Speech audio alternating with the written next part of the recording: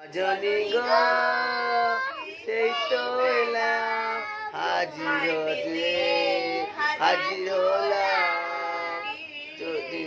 চোখ তুলে দেখো না কে